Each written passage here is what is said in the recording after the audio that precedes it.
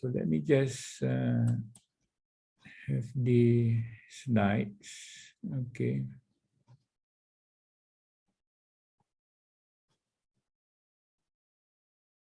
Right. Chapter 10. International cooperation among nations is related to previous chapter, as I told you before. So I've managed to actually gather all the trade associations, most of them around the world. Okay, most of them that exist around the world. I mean, you're very familiar with EU, European Union. Maybe you're not very familiar with APEC or ASEAN. Have you heard of ASEAN? Probably you have. Okay, ASEAN. Okay, so international cooperation among nations.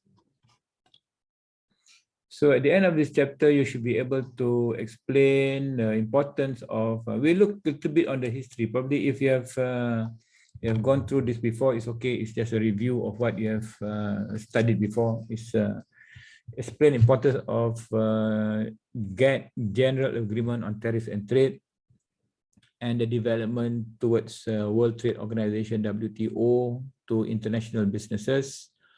And we'll look at the different forms of economic integration among cooperating countries.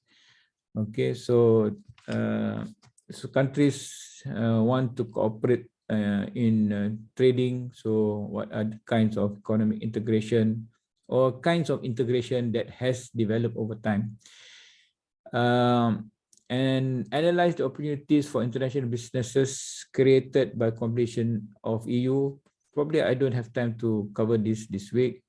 For probably I plan to actually cover the first two for this week. The next week probably 3 and 4 after your presentation. Okay, right. Probably you know better. About EU internal market and also the mechanism. Right. So in the previous chapter or in previous chapters, we have explored the ways in which governments actually intervene in international trade investment through trade barriers, non-trade barriers. Okay, so there are intervention trying to have some protection to their domestic industry or domestic businesses. So, so by adapting these restrictions, it will actually benefit some of the producers and workers. Okay, some producers will benefit from the trade barriers, the tariffs, and so on. Okay, or even workers in the sense that you don't lose jobs. Okay, you don't lose jobs, and jobs will still be available. But if you put up too much restrictions, then the other partner will try to retaliate with some similar or other restrictions. Okay, that's why we have international dialogues and negotiations to actually not to solve issues relating to trades. Okay, right.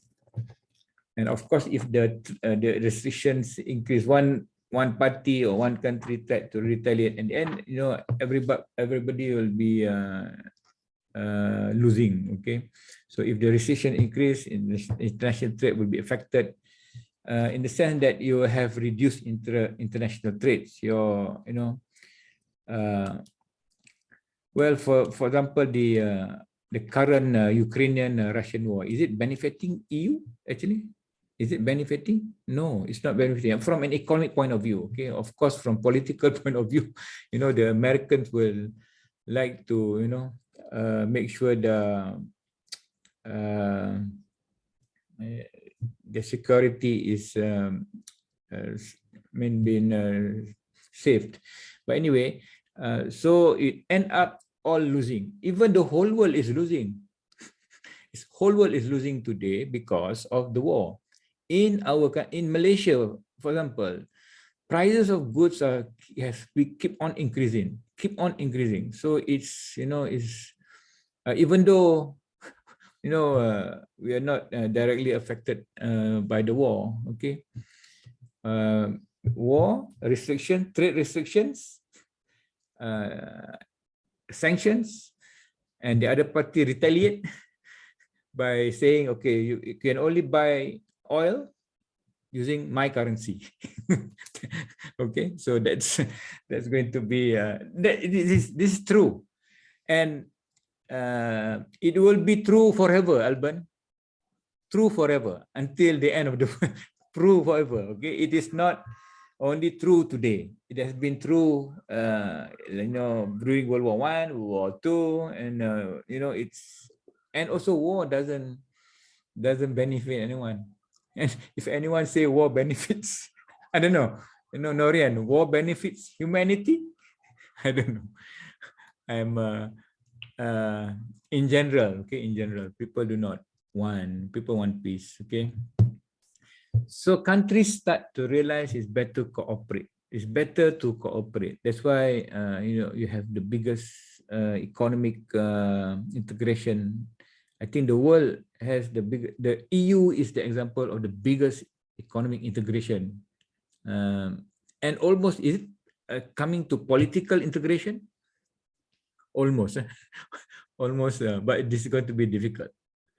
Political integration. So start to realize the importance of countries to actually cooperate in order to flourish. Okay, we shouldn't have that beggar die neighbor policy, which actually is a win-lose situation. We should always think about a win-win situation, win-win condition, right? So trade has not been something which is new. Post World War II, okay, to ensure that post World War II international peace is not threatened by by trade wars. So the representatives of leading trading nations met in Havana to create the so-called International Trade Organization. So this is the organization, the precursor to GATT, or General Agreement, the GATT. Okay. So ITO mission was to promote trade, but history has, it never came into being. It was not actually, it didn't come into realization. Okay. So, next, what was formed is actually the so-called General Agreement on Tariffs and Trade, GATT. So GATT took over, or GATT, or whatever you call it, okay, took over ITO's mission. So it's actually agreement between nations to facilitate trades between countries, or between different countries.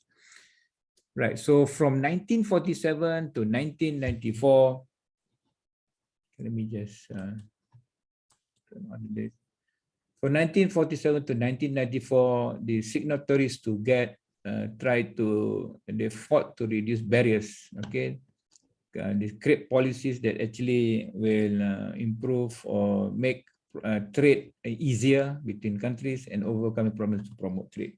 Okay, right. There are many. There are examples given. Yes.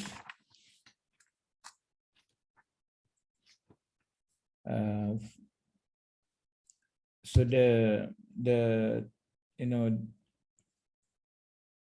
so there's actually they have rounds. Okay, GATT. Let me show you. So in 1995, GATT actually replaced WTO and adopted GATT's mission. That's the next phase. So after GATT is WTO. But so we'll talk about GATT first, okay? General Agreement on Tariff and Trade. So they try to promote free and competitive international trading environment. So these are the rounds. Number of countries participated, okay? These are the GATT negotiating rounds. Finally, the Uruguay rounds, the famous Uruguay rounds, okay? Ended in a deadlock. So number of participants you have seen here, you see here is increasing, and you see here the average tariff cuts, 35% in the first round, and so on. It's not available here. So until tariff cuts 36%. So all in all, tariff imposed by developed countries, especially developed countries, because normally countries which are already advanced, who holds the technology and also the capabilities, will try to impose a higher tariff on those who doesn't own. Okay,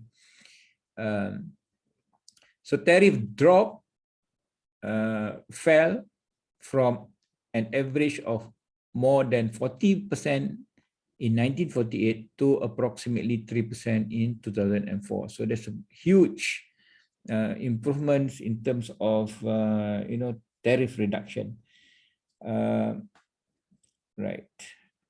So this is the result of GATT. But there are agreements. These are agreements between nations. And there's two important concepts that must be understood, and it is being carried on until today, which is the principle, okay, the principle of most favored nation. So to ensure that there is non-discriminatory, okay, that is fair and free, right? So ensure that business compete regardless of their nationality. They try to actually try to create this non-discriminatory basis of doing business. So this is actually accomplished through this principle called most favored nation principle, okay, which require that any preferential treatment granted to one country must be extended to all countries. So all countries must use the same. For example, if extend the minimum tariff, then you must actually apply that to all countries. Okay. So all countries, all members, not all countries, all member countries were required to use MFF principle in dealing with other members. For example, if the United States cut the tariff on imports of British trucks to 20%, it also had to reduce its tariff on imported trucks from all other members to 20%, not only from Britain, but from Japan, from Europe, and so on. Okay. So because of this principle, multilateral rather than bilateral trade negotiations were encouraged. So that's why you have multilateral agreements between countries, and this actually helps to strengthen the GATT's role. But there is two exceptions to this MFN principle. So why? Actually, to assist poorer countries or countries which are still developing, okay, developing countries, they introduced this generalized system of preference. So it is a reduced tariff rates offered to developing countries. Okay,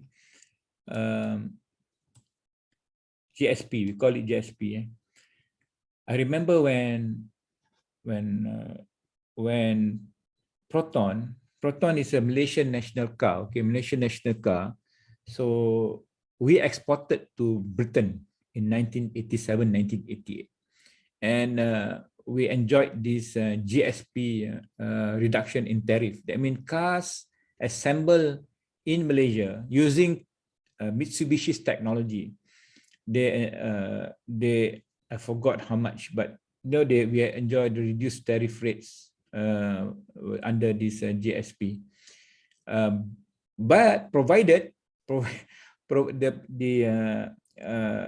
it can only be considered as GSP product if 60% of the components are manufactured locally. That means if it is if the parts are all from Japan and only assembled and exported to UK, it's not considered as a Malaysian made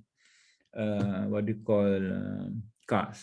So 60% in value of the vehicle must be local content. So we had this local content policy. Okay, so local content, that means, for example, the brake, not the brake, the batteries, the car seats must be assembled and made in Malaysia. Then it can be considered to enjoy this. Okay, so 2 exceptions, and the other exceptions is the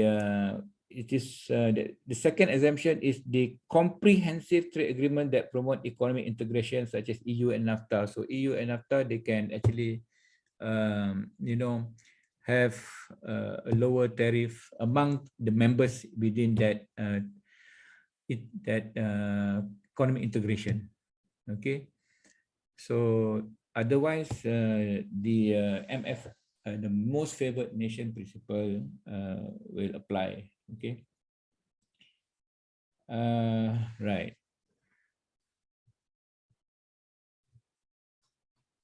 So the GATT was partially successful. Okay, partially successful. Although the GATT principles were, noble,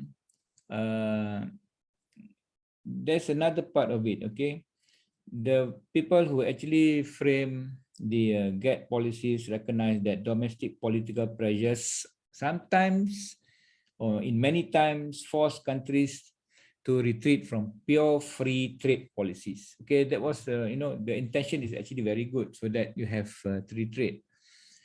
So what happened was GATT permitted countries to protect their own, their domestic industries. Okay, to protect their domestic on a non-discriminatory basis. Although under GATT rules, countries were supposedly restricted to use tariffs only. Okay. So what happened is that, it's because in GATT there's a lot of in terms of tariff barriers lifted. Okay, the loophole, countries will still using quotas and non-trade barriers. For example, US quotas, which restrict imports of peanuts, sugar, were given a temporary waiver. That means they were still allowed to actually impose these quotas and NTBs. 1955 was still in effect. So the Uruguay Rounds Agreement took effect in 1995. Cut tariff imports from 4.7 to 3%, but countries saw the non-trade barriers are more important to be discussed or to be negotiated. Okay, because they are the impediment to trade. So what happened was that's why, remember last week we talked it's quota, and they were actually being transformed to tariff rate quota. That means beyond a certain maximum quantity, then the tariff will be imposed higher, okay, higher than the the initial quota. Okay, right. So that actually resulted into creating the World Trade Organization. Okay, so the next stage was actually the creation, or the members agreed that they should move on and have much more, probably bigger. Okay, and well, what happened is that as we learn from each other more and more, obviously there are things that can be accepted, and people are more open to things that not being understood in the first place. Okay, there are difficulties. For example, I do not understand developed countries conditions, because I don't live in, for example, I don't live in France. Obviously, if I ask you about Malaysian condition, you will be able to answer as well. Correct. I mean, the situation of my country, which is there are many poor people around. There are still, illiterate people. There are villages. It's not as modern and as clean as in Japan. So you wouldn't believe until you come here and you live here. And coming as tourists also won't make us understand the culture and also the system. For example, the corruption, the corruption, which has already been resolved in many developed countries, right? I mean, that is so the the next stage was the creation of the World Trade Organization. Okay, so World Trade Organization came into being established in January 1st, 1995. Like that's like what 30 over years ago. Okay, almost 40 years, is it? Okay, it's headquartered in Geneva, Switzerland. It has, if you notice, that means the countries has increased, right? 664 countries and 23 observers.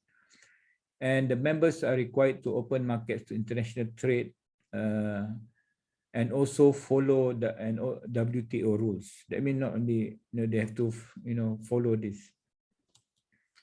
There are 3 primary goals, and it is a continuation. It's not GATT. It is a continuation from GATT. So again, it is trying to promote trade flows between by encouraging nations to adopt non-discriminatory, predictable trade policies. We'll see the principles after this. There is figure WTO principles of trading system. Secondly, to reduce remaining trade barriers through multilateral negotiations. So they initiated the Doha rounds in 2001. Okay, there is a explanation of this. And third is establish impartial procedures for resolving trade disputes. Again, how best to do business between countries, how best to reduce the obstacles, because this is obstacles, right? Obstacles to free and fair trade, and then trying to establish the resolving the trade disputes among members. Okay, so a little bit of the history of WTO. First few years, negotiation will focus on specific sectors. 1996, Information Technology Agreement was signed, eliminate tariff on computers and so on. 1997, Financial Services and Telecommunications Agreement signed. In 2001, Doha rounds, but resulted into a deadlock. Most contentious issues trying to free up trade in agricultural goods. Same in GATT. In terms of export subsidies, import restrictions, all over the world, Japan included. I think France also included, or Malaysia also included, because agriculture is a very sensitive issue, right? Agriculture, they try to save your farmers, try to save our, the people who are toiling the lands. So there's a deadlock on that. Right. So there is this, agricultural, okay, a major agriculture exporters they form this canes group. Australia, Argentina, Brazil, Canada, Thailand. Apparently, Thailand is quite big in agriculture because they export a lot of rice. They produce a lot of rice actually, and also other agriculture products. And so the pressure WTO members reducing trade barriers, agricultural products or goods.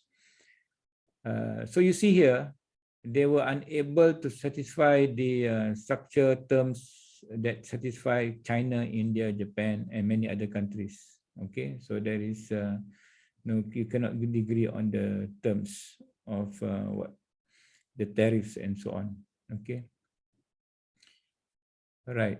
So WTO, from GATT to WTO. Okay, so this is the principles of trading system. If you can read this, well, we'll just read this. I'll just read. So first principle is without discrimination. So members should not discriminate between trading partners. So all are granted most favored nation status. Nor discriminate between their own and foreign products, services, or national. So receive national treatment. But it's not easy, right? It's not really. It's easy to write on the paper, but it's not really very easy. Well, that's the principle. Okay. You know, there's when Japan exported a lot of cars to US. The US Toyota cars were being boycotted.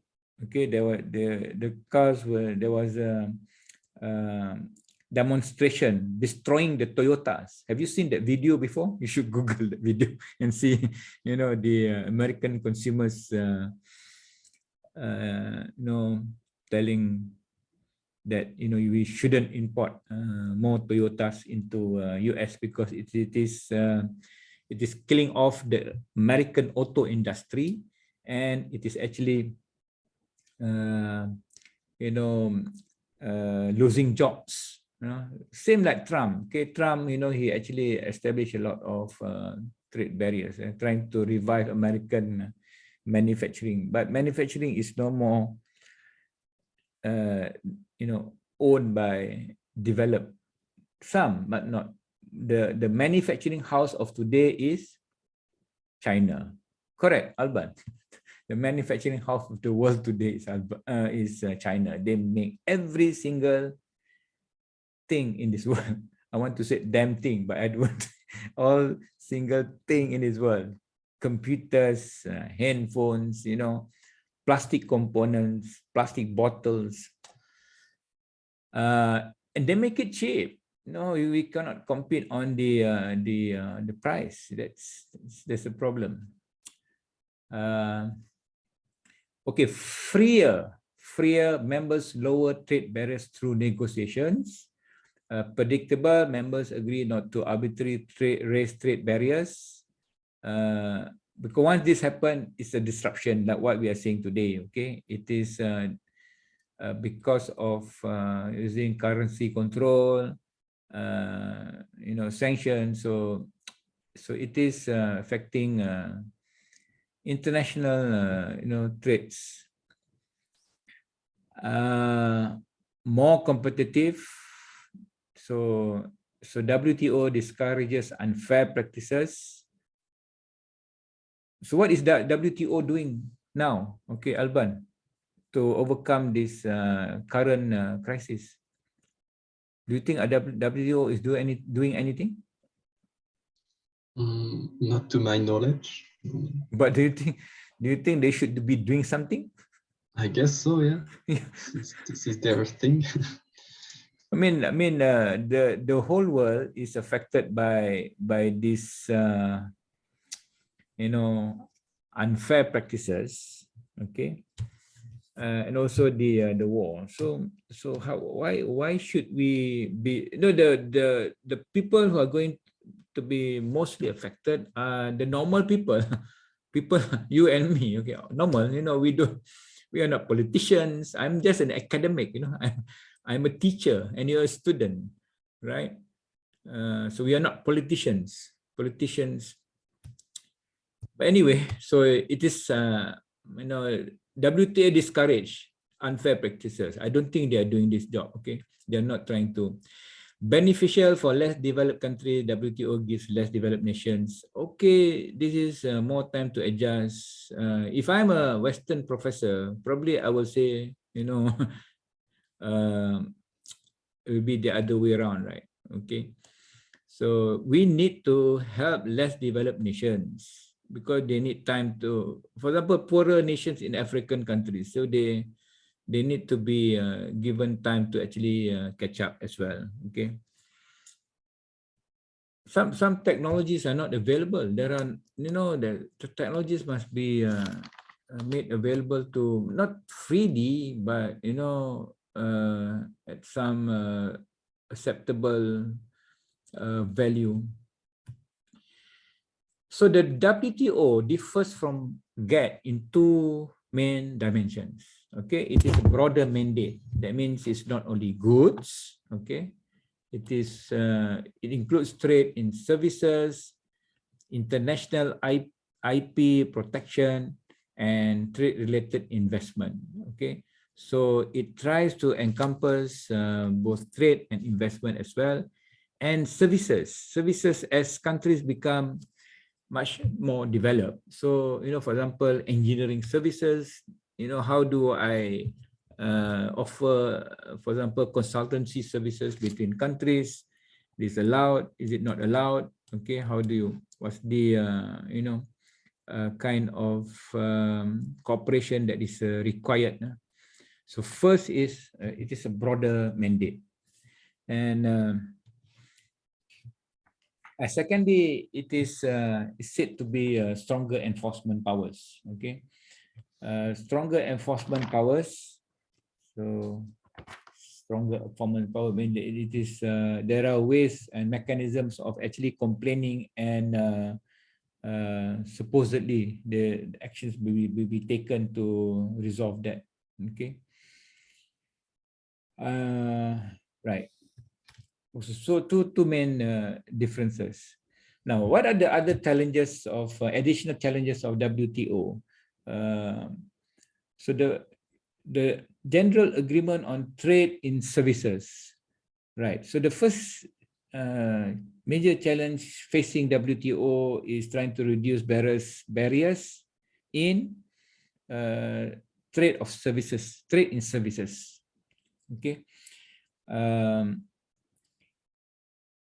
For instance, so government controls on service trade should be administered in a non-discriminatory fashion. So it says here the concept. This is another concept. Okay. So government control of service trade should be non-discriminatory. There is an approach called national treatment approach. National treatment approach in services. So a country treats a foreign firm same way as domestic firms. Right. For example, okay, national insurance regulators, if they require domestic companies or domestic firms to maintain reserves equal to 10% of their outstanding policies, then identical requirements should be imposed on foreign firms as well. Okay, operating in that country. So there must be, fair national treatment. Okay, fair treatment in order for service industries to actually, start operating or provide their services in other countries. But of course, service industries are very diverse, including education. Education. Malaysia has many foreign universities. For your information, these are services. There is a Monash University, Malaysia. There is a University of Newcastle, Malaysia. Okay, but when they operate, of course, the national well, I tell you honestly, okay, my opinion about foreign universities in a developing country. We face very competitive position. They are very competitive. They have been doing education for years, 100 years, compared to local public universities like 50 years. So they are, and they are allowed to charge fees triple. But when public universities shout about trying to have fair, fees as high as foreign fees, the government, the politicians will say that, this is not good for their electorates. So, they will lose the election. So this is, it's very, very difficult. You know, if the government agrees, then that is the, you understand, Alban, what I'm trying to say. There's the difficulty of, because they are already advanced, and their resources is not only, in Malaysia, for example. Their resources is, for example, University of Newcastle, they have their branch in, I don't know, Dubai, or in, education today is like what you're doing now. You are, you're doing a foreign, what do you call, a degree. Is it a double degree? Is a, so this is, so some kind of non-discriminatory national treatment approach should be actually be available. Okay. So the liberalization of services actually is the key part of the stalled Doha round negotiations. Okay, I can understand that because services is very sensitive. Okay. So to overcome that, in 2013, a group of only 23 members, but they account for 70% of global trade in services. Okay, negotiated a multi-sector plurilateral trade in services agreement called TISA, TISA. Okay, and it's only subjected, only signatories. Sorry, it should be on signatory subjected. Let me check. Sorry, it is subjected only to its signatory. Okay, only it is subjected. All right. So that's the first challenge. Services, trying to provide services across different countries. Secondly, the agreement on trade-related aspects of IPs, IP rights. So TRIPS, trade-related IP. Of course, I can understand, if a country has developed a technology, then somebody stole the technology. That is, there's not what do you see? What's the word, Alban? When somebody steals your technology, or abuse your IP rights, what's the word for that? Unfair? Is it unfair? It's not unfair. Is it cruel? It's not cruel.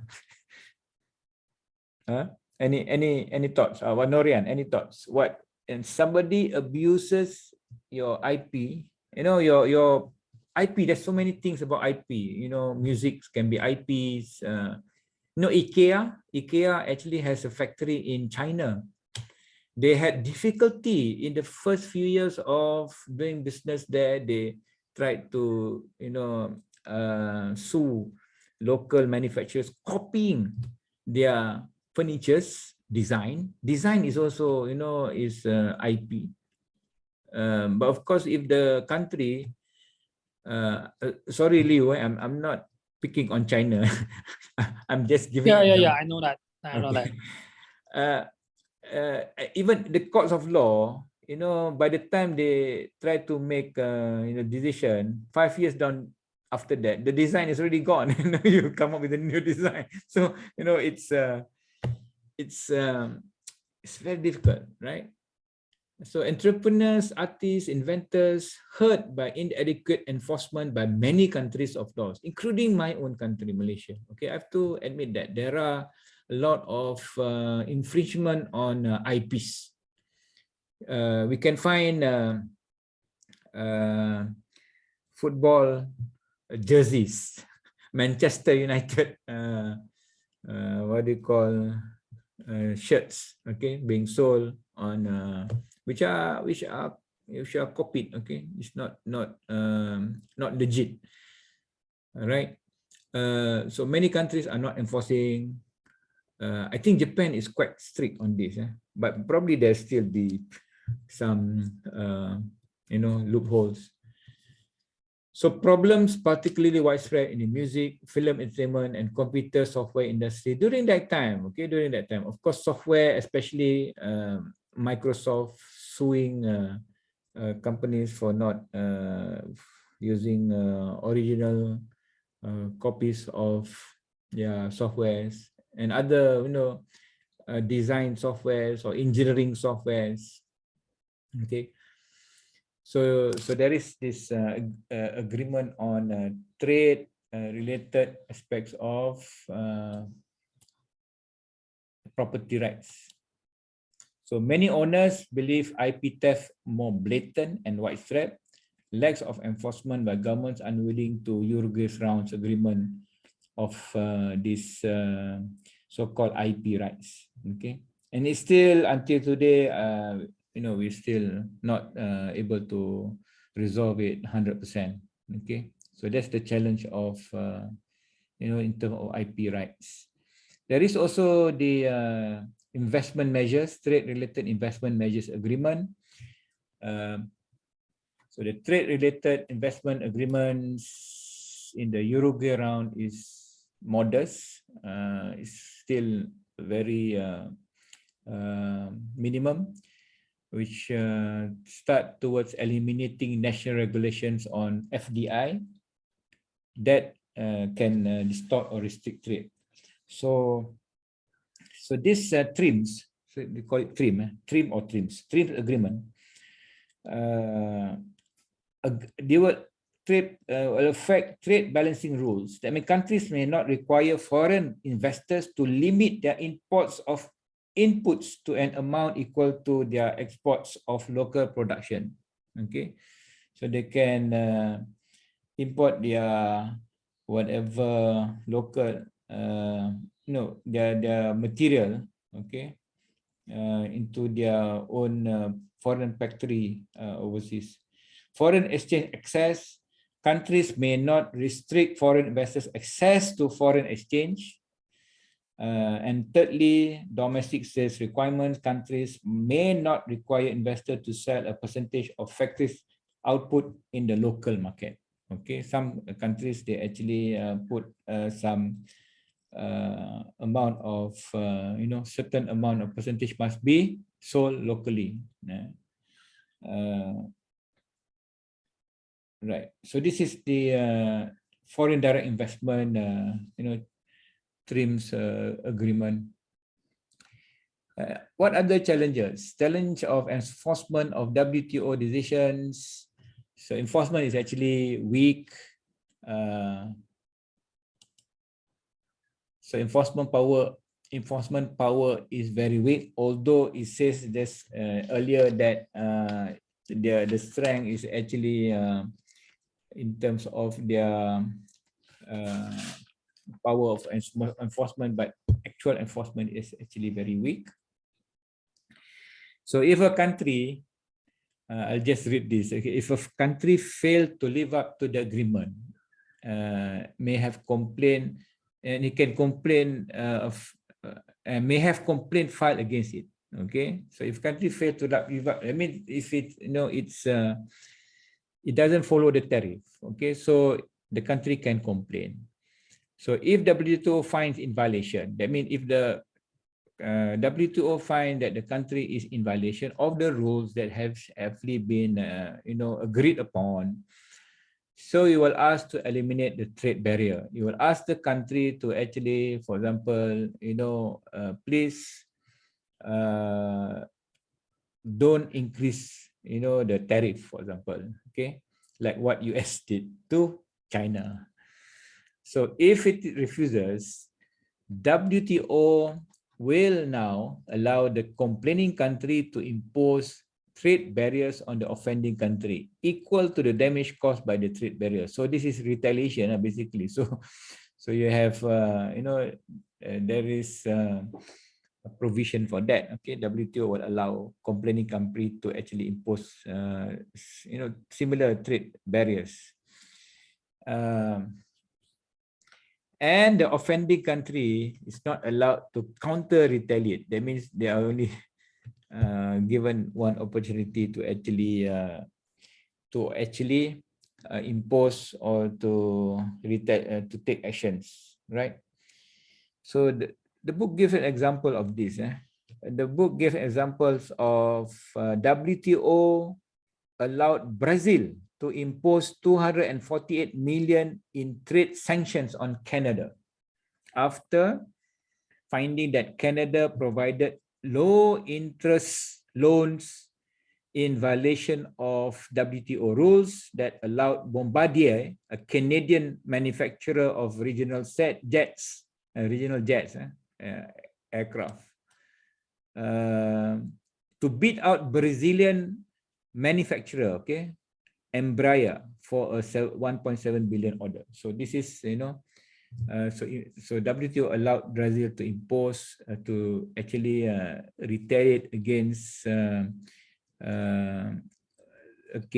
Brazil, okay, not Brazil, against Canada, sorry, okay. So that's the first thing, and that's another challenge, okay? Challenge of, and you see it continues until today, okay. You can see it before the COVID,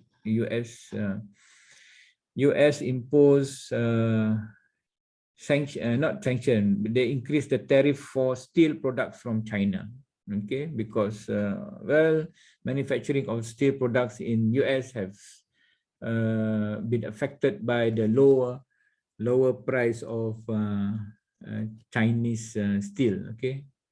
And I think China actually retaliated against that by, for example, saying that, okay, we'll increase the barrier for not steel product, for other products being imported to their country, okay. So this is not helping, okay. So that and the other thing is the deadlock over Doha round negotiations, failure of WTO to break the deadlock, raised concerns about future reduction in trade barriers and the future effectiveness of WTO. But of course, WTO is just one of the trade associations that is actually in agreement, that is operating in the world's trades. After this, we'll see there are many trade associations, okay, that has been created between member countries, okay. Right, any questions, any opinions, any opinions? I have I have no idea. China has a lot of issues. You can share with us, Alban. We want to learn also from China's perspective of many business issues that is happening. It's okay, Liu. If we have any, you can share if you want. Yes, I don't know much about the WTO. What it works in China. Okay, right. Okay, another challenge of WTO, opposition to WTO actions. Okay, opposition to WTO actions.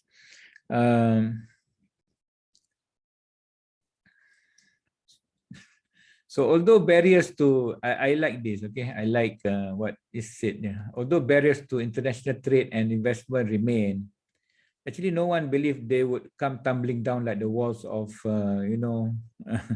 Germany or whatever as soon as the WTO arrived on the scene. It won't actually happen, right?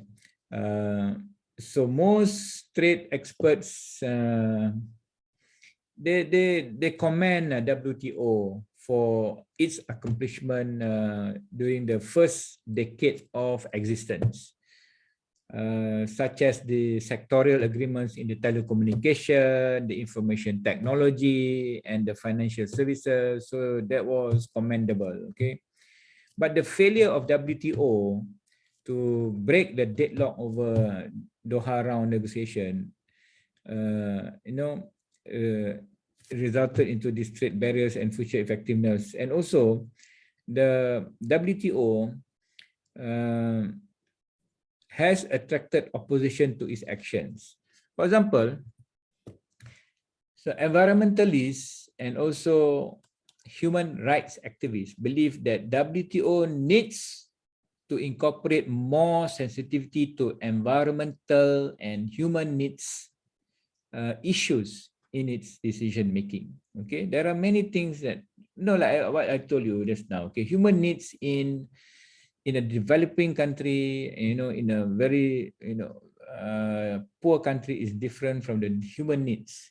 Have you heard of the Maslow theory of hierarchy of needs? Have you seen the Maslow is a self-action. So human needs, okay. So sensitivity to that is they don't believe that WTO is addressing those issues. So labor unions and workers groups fear that WTO's decision actually weaken their bargaining power and threaten their members' job security. Okay,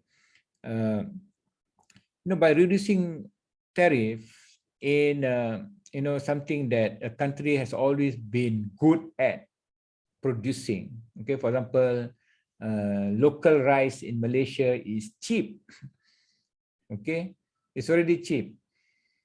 But when you flood the market with additional rice from other countries which are much more cheaper, then it will destroy the motivation for trying to produce the products. Okay, right. So that is some of the WTO challenges. Environmentalists and human rights activists, because it will threaten members' job security. And imagine what is the social repercussion when there is no job security in a country, when a lot of jobs are being people lose jobs. What happened to the fabric of the society? When people don't have job, what happened, Alban? When you want to find a job, there's no job. What happened to the society? Social issues. What may happen? People are not happy. You don't have a job. You cannot find a job, no money, no security, no even job security, no job. Then how are you going to eat? How are you going to live? How are you going to survive? This is about human. You cannot just take away the livelihood of human beings in developing or in poor countries. So those is sensitive. It's difficult. I'm not saying it's easy. It is sensitive. It's difficult, but it must be addressed. And right. So shall we continue a little bit? So the next topic is related to the different forms of economic integration, regional integration. Okay.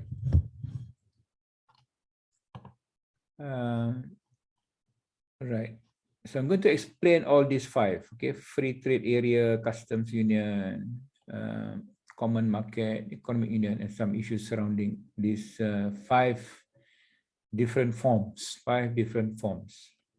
So the degree of integration, if you see this axis here, is from low integration to high integration. Integration means, it can be in terms of commonization of your tariff, commonization of your standards of operations, so many things. Okay, so trying to remove the, like last week we talked about having testing as a non-tariff barrier, right? So removing that what you call barrier, is a form of trying to integrate. So we'll start with the first one, which is actually free trade area. There are many free trade areas today. Okay, we're not going to discuss them now, but exactly like ASEAN. But what are the characteristics of free trade areas? Free trade areas. So when a group of countries, for example, ASEAN, okay, so they form the ASEAN, or for that matter, North American Free Trade Area. So they eliminate trade barriers among its members. Okay. And also each member will establish its own trade policies against that mean the member, if you want to have different trade policies with the non-members, is up to you. Okay, so it allows that. There is this concept called trade deflection. Okay, so what is this? It's actually non-members rerouting exports to member countries with lower barriers using the other countries. It is the same thing in EU also, right? Right. If you cannot export to Germany, you assemble your vehicle in some lesser developed EU countries, and so that's trade deflection. So so as a result, members of free trade areas are often vulnerable to the problem of trade deflection, in which non-members reroute or deflect their exports to member nations with lowest external trade barriers. For example, Canada may use high tariffs or quotas to discourage imports of a given product from non-members, whereas the US may impose a few restrictions on imports of some same goods from non-members. Right. For example, so this is using the country and then re-exporting back to the member country. First shipping the goods to US, then re-exporting it from US to Canada, for example. So to prevent trade deflection, we have the rules of origin. So for example, under NAFTA, the rules of origin is that which detail the conditions under which the group, the product or the goods or the goods are basically goods is classified as a member good. That means the products or the goods come from member country. So for example, sorry, wrong spelling. Only if, for example, it is North American product only if it has undergone substantial processing or assembly in the member countries, Mexico, Canada, US, then only it can be considered as a North American product, which can enjoy the what do you call free trade areas, for example, tariff and so on. Okay. Right. So that's a free trade area. So that's the first form. The second form is called customs union. So customs union combines the elimination of internal trade barriers among its members. That means they have a common, there is no trade barrier between member countries. They adopt common external trade policies toward non-members. Okay, so that is a customs union. So customs union avoids the trade deflection problem.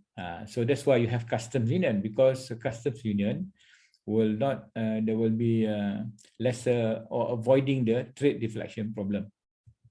Okay, avoids trade deflection problem. Example is the Mercosur Accord agreement initially signed between Argentina, Brazil, Paraguay, and they actually extended to other countries, non-members countries included in this accord. Right. And then there are others. Okay, there are other examples of customs union. That means basically, so you will have common, there's no trade barrier between members, and you adopt common trade policies toward non-members. Okay, so that is a customs union. Common market. So the next form of integration is actually called common market. Right. So this is third step along the continuum total economic integration. So it eliminates internal trade barriers among members, and it adopts a common external trade policy toward non-members, and it eliminates barriers that inhibit the movement of factors of production among members. That means people technology, whatever, okay, can move across barriers among the member countries, like EU, okay, European Economic Area. EU is an economic union, okay, no, this is prior to EU, European Economic Area, European Economic Area, example of common market, okay, right, and then you move to the economic union. So this is full integration of the economies of two or more countries, having eliminate internal trades, internal trade barriers, and at the same time, you adopt common external trade policies, abolishing restrictions on the mobility of factors of production. This is where actually, sorry, adopt common external trade policies and abolish restrictions on the mobility of factors of production among members in terms of materials, people, technology, so, or even working between member countries.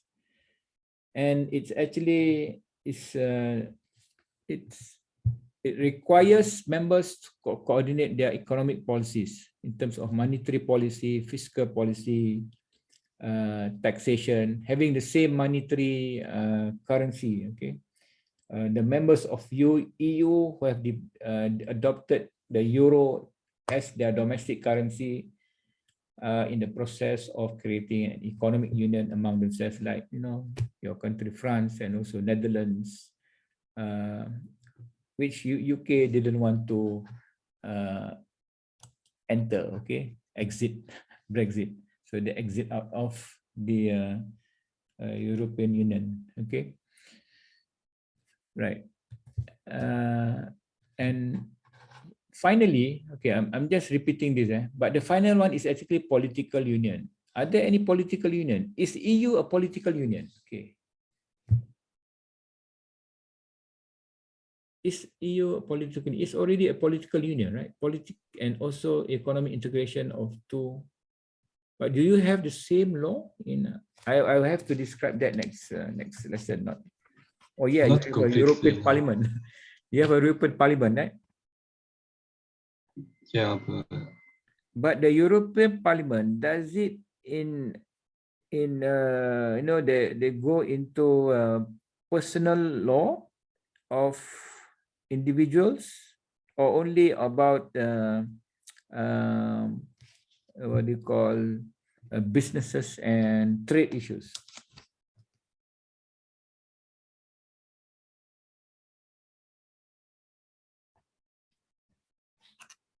Are you a European citizen or are you a French citizen? Okay, that's my question.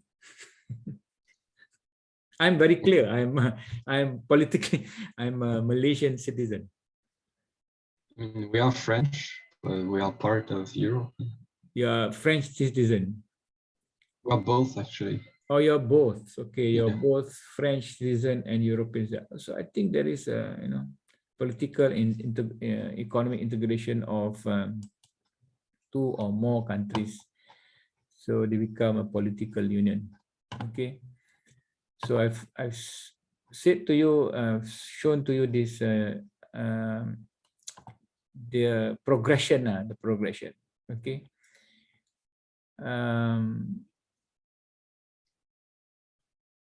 For ASEAN consists of Malaysia, Thailand, Singapore. There is no, we are still a customs union because it's only a free trade area plus probably some adoption of common trade policies. We cannot move factors of production among ourselves. For example, I cannot freely work in Singapore. I cannot freely work in Thailand. I'm a Malaysian.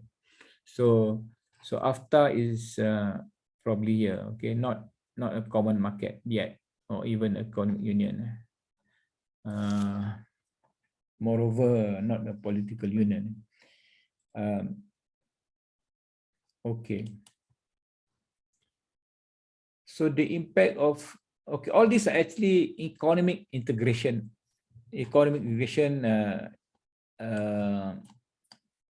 trying to remove trade barriers. Okay, trade barriers, or try to facilitate trade between countries, trying to resolve trades between countries, whether it is manufacturing products, agricultural products, or service products, right? Can you think of the I mean, this is part of, if you answer this, then next week you don't have to ask to report your, or you can include this into your report next week, right? What's the pros and cons for, integration, or for that matter, allowing free and fair trade, until, you collapse of the wall. You imagine a world, this is like this, okay? I can dream where you also can dream. Imagine a world in which I can move all around anywhere I want and live anywhere around and do business anywhere I want, with totally no passports. No passports. You just show your identity and you can live in, Japan, and I can establish a business in Japan. Will that happen, Alban? It's a theoretical question. I mean, why not? But yeah, why yeah. not? Yeah, you're right. Why not? Norian, you understand my question? My question was: do you think there will be a total collapse of barriers, and can that happen, Norian? Actually, I'm not sure it will be like that bad. Again? I don't really get the question. Okay. There is, barriers between countries. There is no free flow of technology, of people, of resources, inputs. What if there's not European Union, there's a world union, global union, where everybody can flow and go anywhere they want and live wherever they want. There would be a lot of competition. There will be a lot of competition. It's difficult. Yeah, theoretically it can happen, Alban, but realistically it cannot happen. Realistically it cannot happen because of the nature of human beings. Okay, Liu, what's your opinion?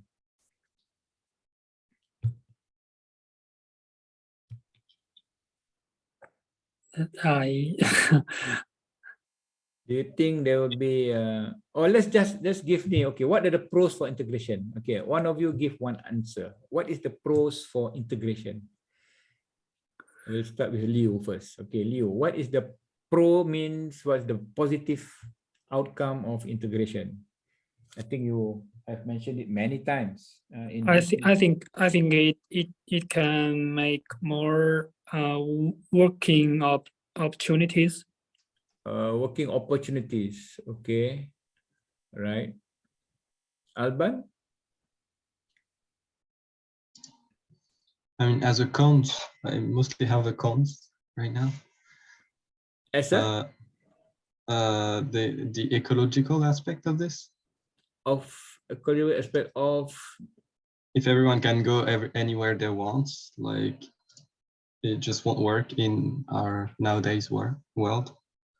So the pros is you're able to actually move around and use your skills and knowledge and benefit society, the world community, wherever you want. So that's the power of actually being fully integrated. Right. But in terms of business, for a firm, for a company, when there is integration, what results? What are the pros? When for example, I can, there is no barrier. For example, I'm in the education business. There is no barrier to set up a university in Zimbabwe, for example, or in in UK, for example? What's the pro for a firm, for a company? There is better communication. Better communications. Like, What about competitiveness? it's easier. Competitiveness. Do you think there will be much more competition? Yeah, I think. Surely there will be much more competition. Okay, and competition, for the good. Okay, productivity will actually increase. Productivity. All right. Okay. What are the some of the? Oh, Sarah, how are you? I'm good. I was thinking if the fact that producers can sell their products without trade barriers, and since there will be more producers, well, it will lead to economies of scales, and well, consumers will have the cheaper rates. Well, they will be able to get the cheaper rates. Cheaper rates, yeah. So as a consumer, I mean, you can actually get cheaper products. There will be competition. So what's the cons? What are the cons for integration? What are the negative points for integration?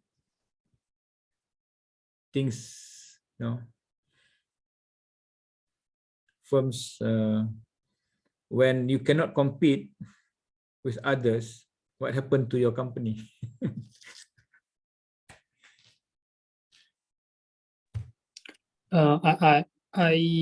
I think if people can work everywhere, some of them just need few salaries, so the people in their original working places will it will be a competition to their original workers. So the salaries will be lower. So all of the salaries will be lower. You mean there will be no salary increase if there is integration? Yes. Okay. Okay, Alban, what are the cons? What are the things which are negative about integration, about putting barriers? Again, we have to think about that when there is what are there can't be any development, any development of the again. There can't be any development, any there will growing. be a slower progress in development. Okay. Anything, Sarah, on the things which are negative?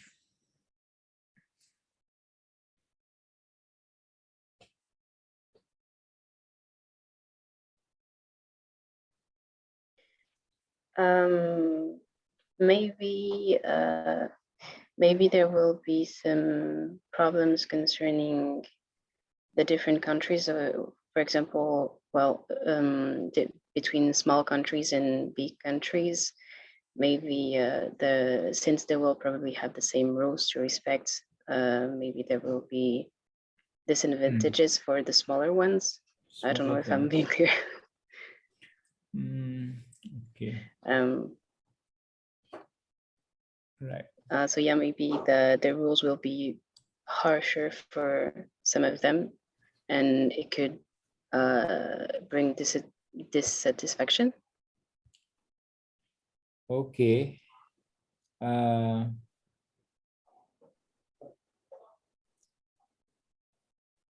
So when you lower tariff between within the regional trading area, okay, within the regional trading area, trading block. So you open the market, for example, ASEAN, okay, ASEAN, or for that matter, EU, okay. So it will open the market to all member countries, right? So products can be sold, there'll be lower tariffs, So companies that can lower their average production and distribution costs, that means what you mentioned just now, economies of scales, will actually expand their customer base. That's pro lah, basically, okay? And so this will actually help them to compete internationally, even outside the trading block, if they are able to actually, business, in a business sense, if you can produce a product cheaper than your competitor, you are in business. The problem with companies is that they are not able to actually produce products cheaper, okay, cheaper. Not without quality, of course, not without quality, with quality as well. Right. I'm just trying to, so for instance, Canadian manufacturers that supported the NAFTA, they believe that improved access to the large US market will actually allow longer production runs in Canadian factories. That means Canada benefited from NAFTA a lot, okay? That means they were able to lower the average cost and making Canadian goods more competitive in the international market, inside and outside the free trade area. But the elimination of the trade barrier actually exposes a company's home market to competition from companies located in other member countries. That means it is actually threatening less efficient market, less efficient firms. So the pros are this, okay, the cons are this. So if you look at this, summary of that. So pros, open markets of member countries, lower production costs, and improve international competitiveness. The cons is you are going to threaten less efficient firms. If, of course, threatening less efficient firms is, sorry. If you're less efficient, I mean, you cannot produce product productively. Okay, you're just wasting your resources. Okay, so you're going to suffer. Okay, so that's why there'll be competition. Basically, I always believe in competition. Right, you allow competition. Okay, for example, US and Canadian auto workers, they lobbied against NAFTA, fearing that Ford, GM, and Chrysler would shift production to Mexico because Mexico has a lower labor cost. So all the car manufacturers, General Motors, Chrysler, they can easily move to their factories in a cheaper, what do you call, lower cost labor. So these internal political pressures, as a result of these internal political pressures, very few economic integration treaties are actually really working or really pure. Okay, they actually have some exemptions to actually allow certain groups of people to actually enjoy that. Well, we are not in the political world actually.